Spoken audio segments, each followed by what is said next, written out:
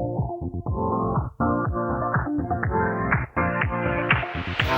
your life within the moment, and don't go wait until the morning.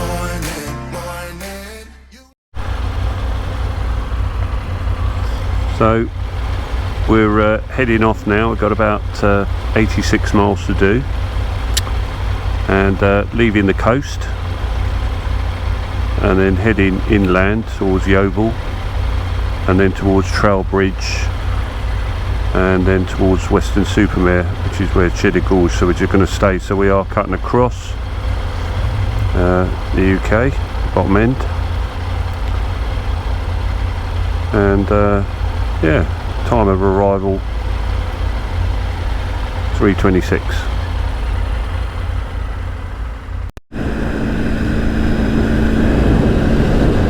So we're now heading, we've just entered the New Forest proper, and as you can see, the landscape does change. It goes from the tree tops and then into a moorland, scrubland sort of area, and this is where the New Forest ponies roam free. They're not owned by anyone. They live here all the year round, come rain or shine. You've just got to find them. They are a bit hidden sometimes in the scrubland, but they're the famous New Forest ponies. You may get to see one. I'll leave the video on long enough.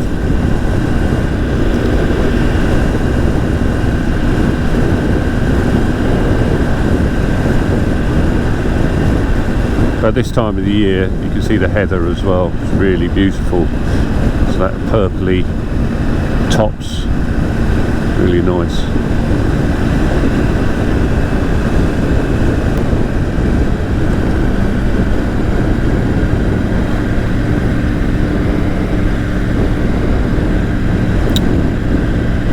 Ah, the New Forest golfers.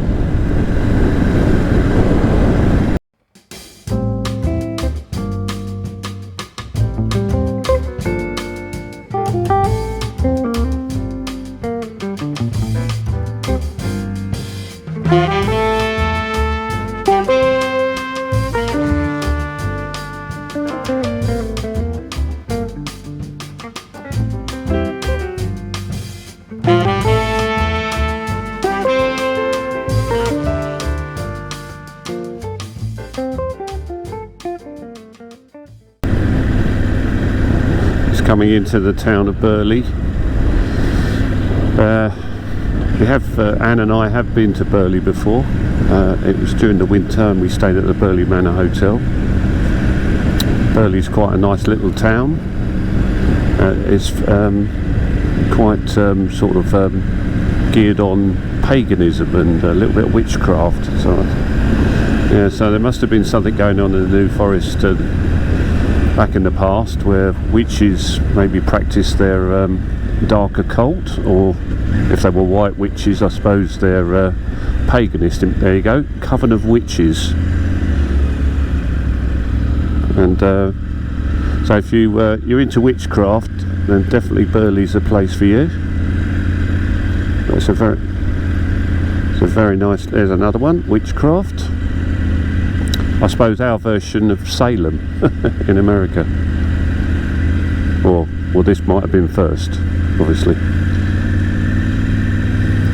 But it's a pretty little town, sat smack in the middle of the New Forest.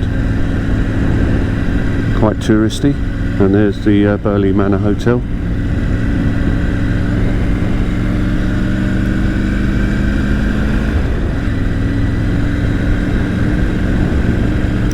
Still haven't seen any ponies, but they're probably all sleeping. Oh, there you go. There's one of our ponies. There they are. New Forest ponies. Yeah. So yeah, so they do they do come out of nowhere. I'm not sure if it's the only wild horses in the UK. I think they're just very famous They're very famous. We'll stop the traffic, let him go past, bless him. He doesn't want to move.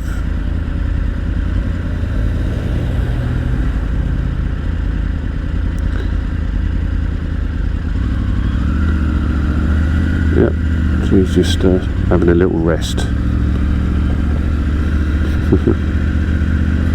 No, not going to move. They're probably used to it, that's the thing. It's like everything else, once just becomes second nature to them. They don't get spooked by traffic anymore. They've probably grown up with it and they can wander around people's gardens and walk. There you go, a few more. Here they are. Oh, we are getting a treat today. Not sure how we're going to get around this lot. Come on, boys and girls. They are sweet, but of course a little bit yeah, come on, that's it, move out of the way.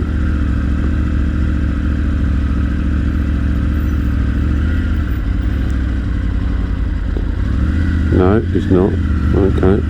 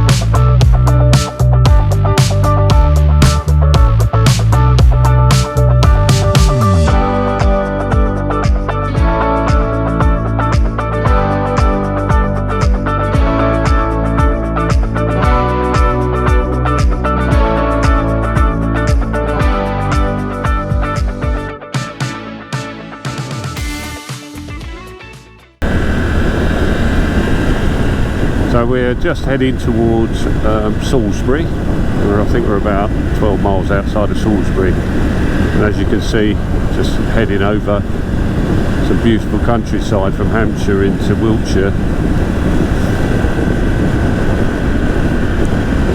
and we're just about to travel down some switchbacks. It's quite rare, really.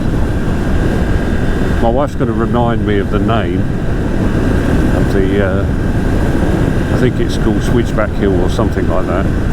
Zigzag Hill, that's it. Zigzag Hill. And we're just about to go down that. So it's good practice for when we go to our tour of Austria and Italy next year. Now, I'm sure many people watching this are experienced motorcyclists, but many may have never been across and ridden the Alps or the Dolomites or whatever, but of course roads to get to a top of a mountain can't go in a straight line. They have to go backwards and forwards, and they're known as switchbacks. And if you've never ridden a switchback, you should really try it. It's all good fun.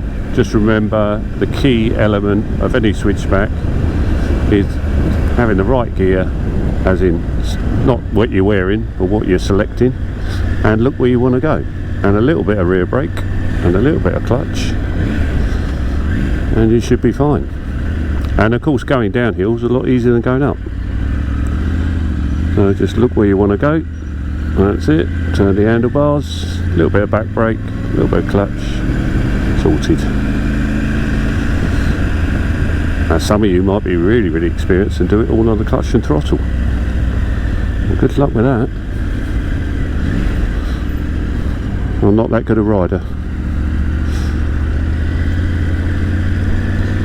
And of course, like now, if you get, would have been nicer if it had been nice and clear, because then you could get a little bit of a wiggle on, but of course you only have to do these things for the speed of the vehicle in front.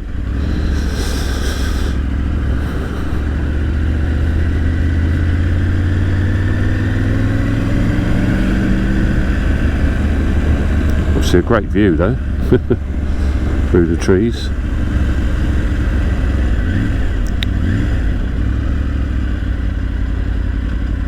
You get a few more of these when you're up in the Dales, north of the country. Not too much around the south. It's quite fun, really. And that was it.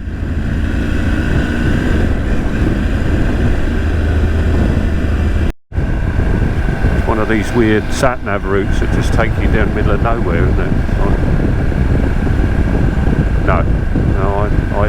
No, I missed the turning. I didn't get back to you. I'm just explaining for the camera that we should have taken this turn in and took it. I didn't, went straight whizzing past. But I managed to get back, but it does take you some strange routes, the sat-nav. Very picturesque, beautiful Wiltshire fields. Just don't want to meet anything very large coming the other way.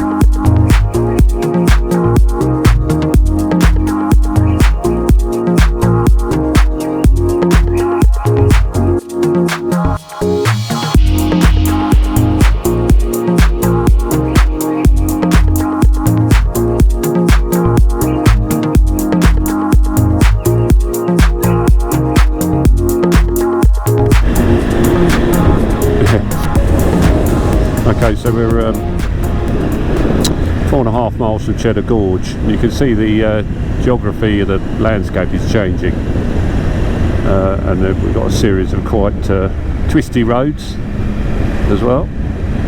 Big sign to say dead ahead for the motorcyclists.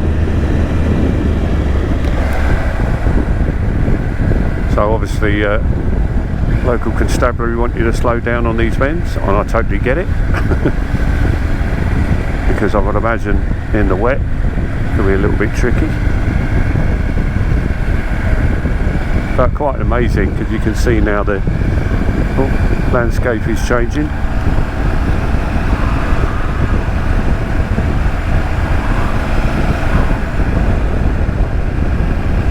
And we might have to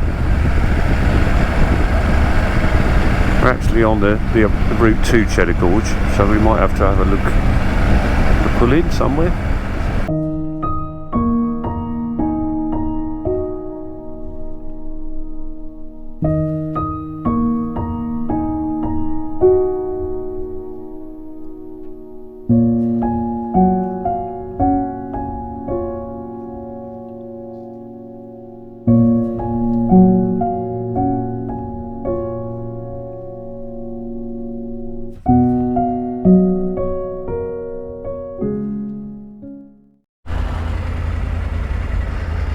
So we're going off to our next stop, and there's probably a series of stops, and there is apparently a waterfall on route as well. Quite amazing, really.